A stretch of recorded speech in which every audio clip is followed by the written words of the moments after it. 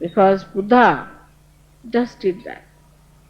From everywhere he collected people, told them to follow a path of detachment, and he asked them to wear clothes and things which are for detachment, and he asked that you should detach yourself from your families, everything. All this he did for one thing, that they should be prepared for today's life. That they have done all these things. We don't want you to wear orange dresses. We don't want you to do all these wrong things, which are not needed today. They were all right in those days, but today they are wrong because they are not needed. When it is not needed, why should you carry on your head? Like the other day, I saw somebody carrying a big boat on his head. I said, what are you doing? So I'm carrying the boat. For what? Why are you carrying the boat? Said, you see, I know there is no need to carry the boat here because there is no sea, no water, nothing. But I'm just carrying. But why are you carrying this load upon your head? No, because I'm carrying, That is how we are. We are carrying on with things which are not needed. Like mother, now I've been doing Hatha Yoga. Should I do some Hatha Yoga? Why do you want to do it? There is no need for you. No, mother, but I've been doing it. Do it now, what to do? It's as stupid as this carrying a boat on your head. That whatever is not needed, unnecessarily wasting your time. I'm used to this, mother. I used to do this, so I must do it. Everything is made very easy for yourself. Very simple. You don't have to starve, you don't have to fast, you don't have to become vegetarians, you don't have to go and sit in the sun or meditate on Himalayas, nothing of the kind. Comfortably you can sit down wherever you like and you can meditate. Everything made easy. And once you have found out your spirit, you can enjoy everything that is beautiful. On the whole, maybe for some people this is really too much. In a Sahara desert, you are sitting, everything blowing on your head. What is this? How can we live here? Such a rough life. But you don't feel that way because you have the comfort of the spirit within you. It's the comfort of the spirit. And for the comfort of spirit, you don't need anything. That's what you have. So do not carry on with nonsensical things. Because Buddha went round and round as we came today to this program, I was just thinking like Buddha. Going from this end, again coming from this end, then I couldn't find it, then that end, then coming this way. Ultimately we reach this is a blocked. I said, give him a bandha. Finished. Open. So this was blocked, that was blocked, go this way, that way. All right, it was blocked for him. So he went round and round. But it's not blocked for you. Why do you want to go round and round again? But that is what today everybody wants to do the same way. We must sacrifice, we must give up this, we must do that. What are you going to sacrifice? What is there to sacrifice? I would like to know, Sadhguru. Of course, mostly people sacrifice their brains, I think. When nothing is to be sacrificed, why do you want to become a goat of sacrifice? So from Buddha's life, you don't have to learn that he went in the jungles and he did this and he did also renunciation, he gave up his wife. No, that's not needed now. That's over.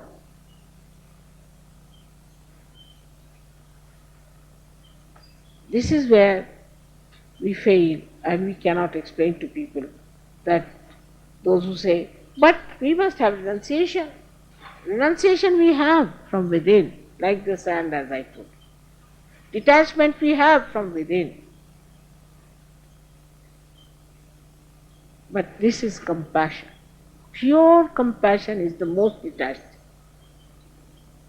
It's the most detached thing is the pure compassion. Or anything pure is pure because it is detached. It's a proper mathematics.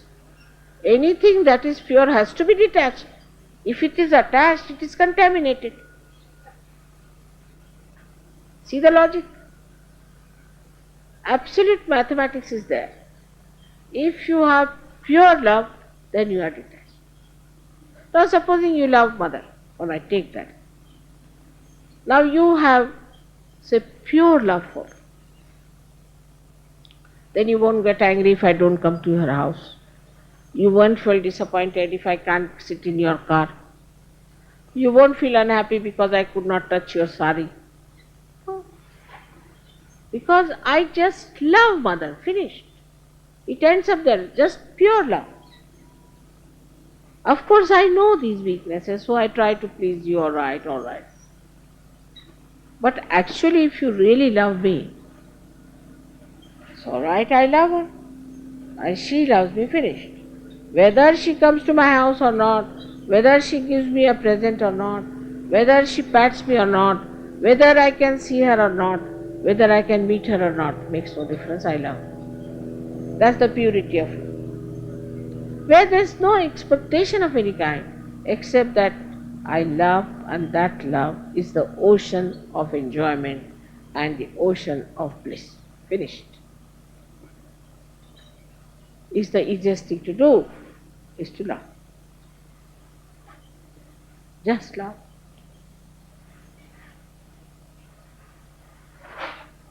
How your heart is like an ocean. I just love. The sea is not attached to any shore. When it has to come, it comes out. When it has to go back, it goes back. When it has to give water for the rain, it gives. The water goes as the clouds are formed, then the water falls as rain. Again it comes back to the sea. It doesn't stop anywhere. In the same way, if we just think, is the feeling I have that I love mother, what a feeling it is. That should be the end of everything, absolute. I feel the same way, otherwise I would be feeling every day guilty. Oh, I didn't smile at that, I didn't give present to this one, I should have brought something special for that person, I was late for the program.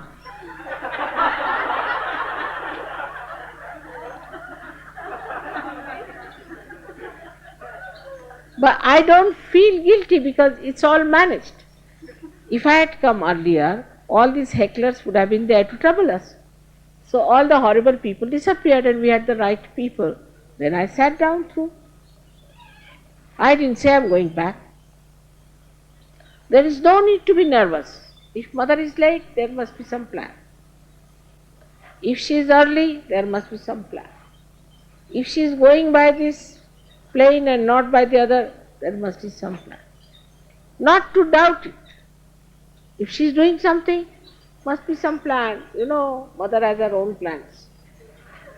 It's a nice idea to think like that. She has her own plans, you know. Once you start feeling that way, such security and such beautiful peace will spread in your being, and you will be quite satisfied.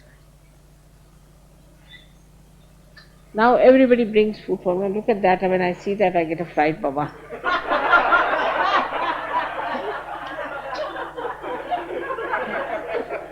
I mean, look at that. I was supposed to test it, but even testing will be so much.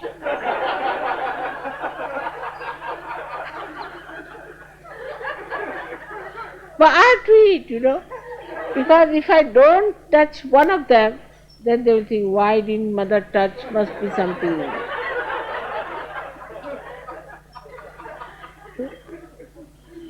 This is a very big problem for me, to keep you happy and to assure you, but I assure you that I love you all very much.